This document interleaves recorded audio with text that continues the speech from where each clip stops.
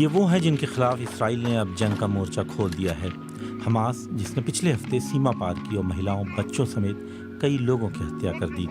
Hamas के अधिकतर लड़ाकों के लिए ये एक सुसाइड मिशन था।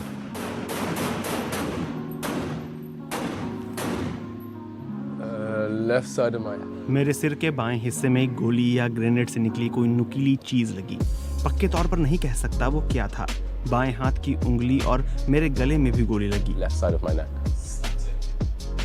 लंदन में पले बड़े ओआव इस जंग में हताहत हुए शुरुआती इस्राएली सैनिकों में से एक हैं और वो आखिरी नहीं होंगे। हमें उनकी पहचान जाहिर नहीं करने के लिए कहा गया है। उन्होंने कहा कि इस्राएल की लड़ाई एक अलग ही तरह के दुश्मन से है। They have only one interest, which is to kill. यहूदियों को मारना उनका एकमात्र मकसद है। उन्हें इसके बाद अपने घर नहीं लौटना है। वो रास्ते में ज्यादा से ज्यादा लोगों को मारना चाहते थे। वो ऐसा करते हुए मारे जाते हैं। And killing as many people along the way, they die doing it. ये उनके हथियारों की एक झलक है। इस्राएल जब्त किए गए हथियार पत्रकारों को दिखा रहा है। उनका कहना है कि हमास जितने हथियार इस्राएल के भीतर लाया था, ये उसका महज 20% है और इसे ये भी पता चलता है कि इस्राएली फौज जब गजा में दाखिल होगी तो उन्हें किस चीज का सामना करना होगा। इस्राएल का कहना है कि इनमें से अधिकतर हथियार गजा के भीतर ही बने हैं। क्या आप इस्राएली फौज के वहाँ दाखिल होने के बारे में चिंतित हैं?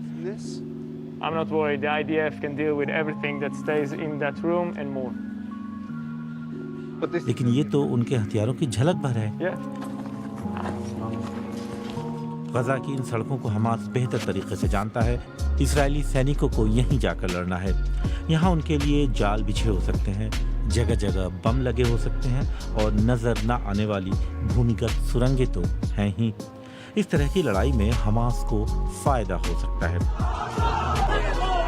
किसी तुरुप के पत्ते की तरह हमास के पास इस्राएल के 100 से ज्यादा बंधक हैं। हमास के साथ कैदियों की अदला बदली में मदद करने वाले एक इस्राएली अपने संपर्कों के जरिए एक बार फिर कोशिश कर रहे हैं। वो अभी भी बात कर रहे हैं, लेकिन मूड में उन्हें नाटकीय बदलाव नजर आ रहा है। शुरुआती दिनों में वो अपनी बहादुरी और इस्राएल को अपने हमले से सन्न कर देने की बात कर रहे थे, लेकिन पिछले कुछ दिनों में उनके स्वर बदल गए हैं। वो मरते दम तक लड़ने की बात कर रहे हैं। इस्राएल एक बड़े हमले की तैयारी कर रहा है, लेकिन आक्रमण की योजना बनाना अक्सर आसान होता है और उसे अंजाम देना मुश्किल, और अंदर दाखिल होने से ज्यादा मुश्किल होता है बाहर निकलना।